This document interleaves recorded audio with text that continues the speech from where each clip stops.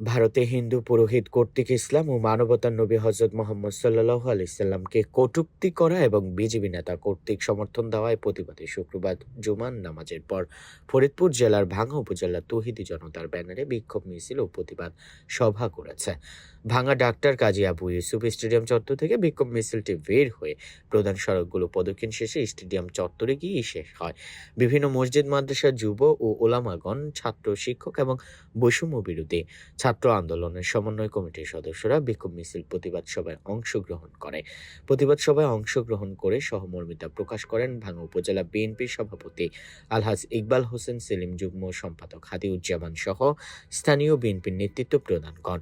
পরিশেষে বক্তারা হজরত মোহাম্মদ সাল্লাল্লাহু আলাইহি সাল্লামের বিরুদ্ধে অবমাননাকারীদের কঠোর দৃষ্টান্তমূলক শাস্তির দাবি জানান সকল তৌহিদি জনতা।